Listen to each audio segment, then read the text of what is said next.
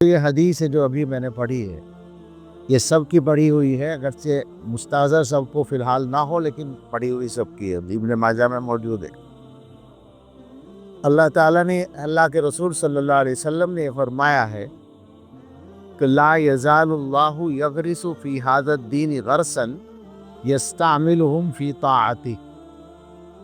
اللہ تعالیٰ اس دین کے سلسلے میں پود لگاتے رہیں گے۔ پود تو آپ جانتے ہیں، آج کل تو زمانہ ہے نرسری کا، نرسری میں بیج ڈال کر پود اگاتے ہیں، پھر اس کو تیار کر کے دوسری جگہ منتقل کرتے ہیں تاکہ وہ مستقل وہاں اپنی بہار دکھائے۔ تو اللہ تعالیٰ اس دین کے سلسلے میں ہمیشہ پود لگا، ایک حدیث میں الی یوم القیامہ کا لفظ ہے کہ یہ کام قیامت تک کرتے رہیں گے، جن کو اپنی طاعت میں استعمال کریں گے، اس پود کو اپنی طاعت میں استعمال کریں گے۔ یہ گویا اللہ تعالیٰ کا ارادہ ہے جو حضور علیہ الصلوۃ والسلام نے ظاہر فرمایا، اور اس ارادے میں دو باتیں ہیں۔ ایک تو یہ کہ اس طرح کے لوگ اللہ تعالیٰ قیامت تک پیدا کرتے رہیں گے، اور دوسرے یہ کہ ان کا استعمال اپنی طاعت میں کریں گے۔ الطاعت سے مراد کو بھی سمجھنا ہوگا، طاعت سے عبادات یا دین پر چلنا مراد نہیں ہے، یہ کام تو اور مسلمان کا ہے، اس پود کی کیا خاص بات؟ ہر مسلمان سارے دین پر عمل کا مکلف ہے، اسے نماز بھی پڑھنی ہے، روزے بھی رکھنے ہیں، زکوٰۃ بھی دینی ہے، حج بھی کرنا ہے، دیگر عبادات بھی کرنی ہے، تو ہر طاعت کا ہر مسلمان مکلف ہے۔ یہ اس طاعت میں کیا خاص بات ہے جس میں یہ ان کو استعمال کریں گے اللہ تعالیٰ؟ تو اس میں اس کو سمجھنے کے لیے محدثین کے اقوال پہ آپ نظر ڈالیں کہ اس پود سے کون مراد ہے۔ ایک محدث کہتے ہیں کہ اس سے محدثین ہی مراد ہیں، ایک محدث کہتے ہیں اس سے مجاہدین مراد ہیں، جہاد کرنے والے، ایک محدث کہتے ہیں کہ اس سے سرحدوں پر پہرا دینے والے مجاہد مراد ہیں، مرابطین، ایک محدث کہتے ہیں کہ مفسرین مراد ہیں، قرآن کریم کی تفسیر کرنے والے، ایک صاحب کہتے ہیں کہ فقہا مراد ہیں۔ اللہ بھلا کرے امام نووی رحمۃ اللہ علیہ کا، وہ یہ کہتے ہیں کہ اگر سبھی مراد ہوں تو کیا مشکل ہے، یہ ہر شعبے میں کام کرنے والے لوگ مراد ہوں تو کیا اس میں دشواری ہے۔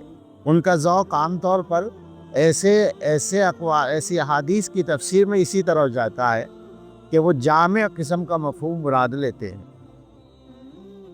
اب اگر آپ ان سارے طبقات پر نظر ڈال کر طاعت کا مفہوم سمجھنا چاہیں تو آسانی ہوگی۔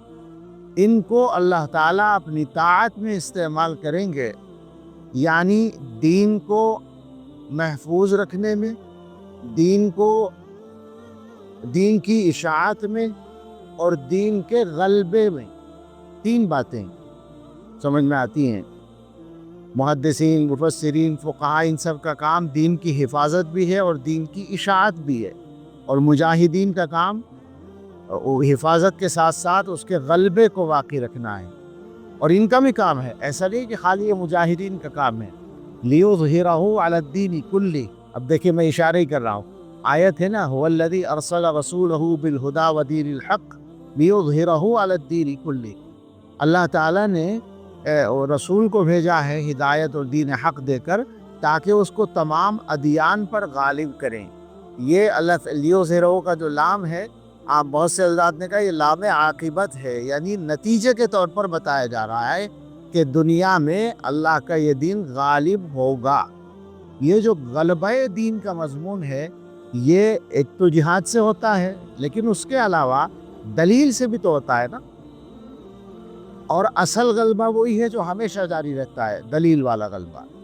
اسلام کا دیگر مذاہب کے مقابلے میں غالب ہونا حکومت کی شکل میں ہمیشہ نہیں ہوگا، لیکن حجت کے میدان میں ہمیشہ ہوگا، برہان کے میدان میں ہمیشہ ہوگا۔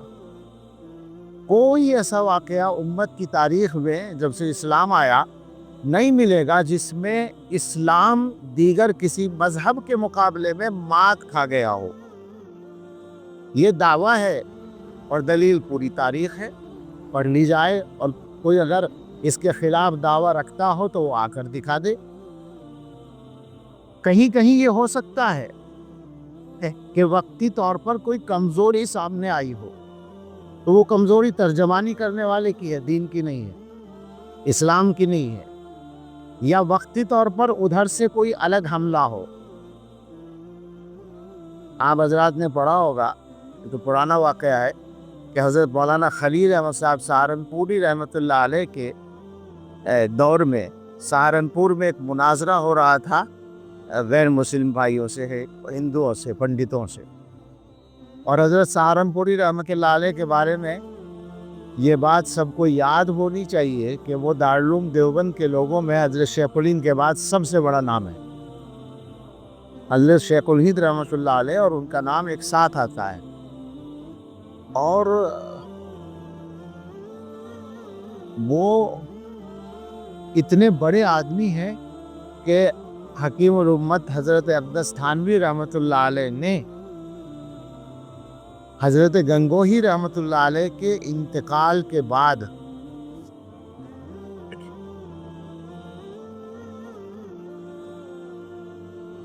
یہ بہت زیادہ پریشان نہ ہوئیے شیورتی، حضرت گنگوہی رحمۃ اللہ علیہ کے انتقال کے بعد اپنا مشیر انہی کو بنا رکھا تھا حضرت تھانوی رحمۃ اللہ علیہ نے، حضرت مولانا خلیل صاحب۔ یہ بھی ایک بات ہے عجیب ہمارے بڑوں کی، کہ اپنے آپ کو کبھی کسی سرپرست سے بے نیاز نہیں سمجھتے۔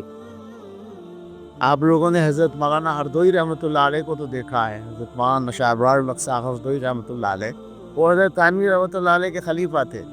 حضرت تھانوی رحمۃ اللہ علیہ کے بعد انہوں نے ہمیشہ اپنا سرپرست مانا حضرت شیخ مولانا زکریا صاحب رحمۃ اللہ علیہ کو، ان کے بعد حضرت مفتی محمود حسن صاحب گنگوہی رحمۃ اللہ علیہ کو۔ ان کو یہ نہیں تھا کہ صاحب میں تو حضرت تھانوی کا خلیفہ ہوں، مفتی محمود صاحب تو شیخ سہارنپوری کے خلیفہ ہیں، میری نسبت تو اور آگے ہے۔ نہیں، وہ استاذ تھے، بڑے تھے، تو ان کو اپنا بڑا بنا کر رکھا، آخر تک مشیر بنا کر ہر معاملے میں ان سے مشورہ کریں۔ تو اسی طرح حضرت تھانوی رحمۃ اللہ علیہ نے حضرت مولانا خلیل صاحب کو اپنا سرپرست حضرت گنگوہی رحمۃ اللہ علیہ کے بعد، اور یہ مولانا خلیل صاحب رحمۃ اللہ علیہ یہ گویا شیخ ہیں، شیخ سہارنپوری رحمۃ اللہ علیہ کے بھی، حضرت شیخ زکریا کے، اور حضرت مولانا الیاس کاندھوی رحمۃ اللہ علیہ کے بھی۔ حضرت مولانا الیاس صاحب رحمۃ اللہ علیہ کو تربیت تو حضرت گنگوہی رحمۃ اللہ علیہ کی بھی ملی ہے، صحبت ملی ہے، مگر اجازت حضرت سہارنپوری سے رحمۃ اللہ علیہ۔ یہ ہے حضرت سہارنپوری رحمۃ اللہ علیہ، ان کے زمانے میں مناظرہ ہو رہا ہے، اور مناظر جو ہیں مسلمانوں کی طرف سے وہ بہت اچھے مقرر اور خطیب تھے۔ کوئی مناظرہ شروع ہوا اور انہوں نے بولنا شروع کیا تو ایسا لگا کہ جیسے ان کی تقریر جم نہیں رہی، آج کل کی زبان میں چل نہیں رہی، مضبوطی سے بات نہیں کہہ پا رہے، مرتب دلائل نہیں پیش کر پا رہے، منتشر بات ہو رہی۔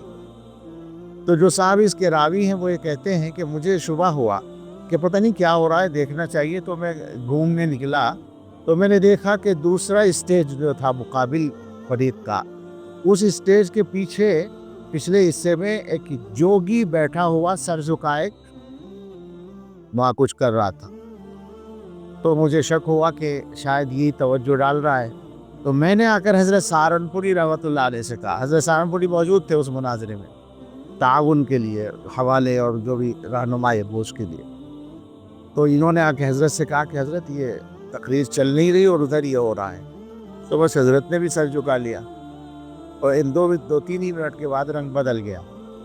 وہ جو تقریر نہیں چل پا رہی تھی، وہ شاندار تقریر جیسے وہ کرتے تھے وہ شروع ہو گئی اور غلبہ ہو گیا۔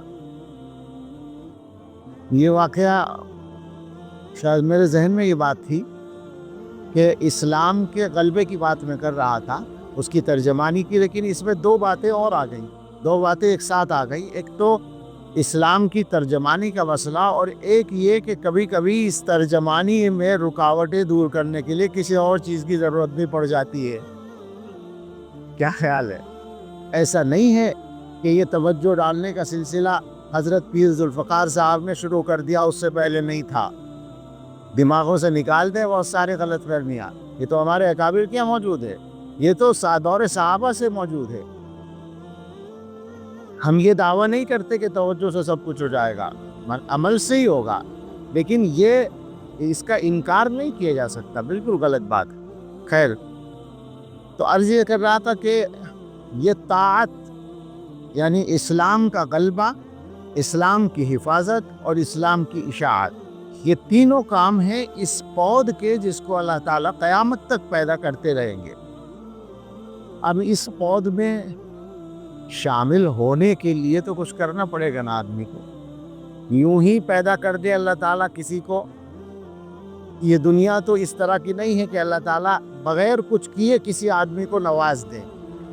بھئی ایک آدمی فوج میں شامل ہونا چاہتا ہے تو اس کو محنت کرنی پڑتی ہے۔ آج کل تو لوگ بہت دیکھتے ہیں وہ بیچارے دوڑتے دوڑتے پریشان رہتے ہیں سڑکوں پر، نوجوان، کیونکہ ان کو آگے چل کے وہ دینا ہوتا ہے ٹیسٹ اس کے لیے، فوج میں جانے کے لیے یا پولیس میں جانے کے لیے۔ تو جب کسی فوج یا پولیس میں شامل ہونے کے لیے تیاری اور محنت کرنی پڑتی ہے تو اللہ تعالیٰ کی اس پود میں شامل ہونا بہت آسان تو نہیں ہوگا، کوئی نہ کوئی محنت تو ضرور چاہیے گی۔ سب سے پہلے تو یہ نیت کرنی ہوگی کہ ہمیں اللہ تعالیٰ اس میں شامل کر دے۔ اب وہ مسئلہ یہ ہے کہ یہ نیت بچپن میں ہمارے والدین کرتے ہیں، اوپر جا کر ہمیں کرنی پڑتی ہے۔ جب ہمیں پڑھنے بھیجتے ہیں مدرسے میں تو والدین کا فیصلہ تھا، لیکن آگے چل کر جب ہمیں نیت کرنا آ جائے تو پھر ہمیں نیت کرنی ہوگی۔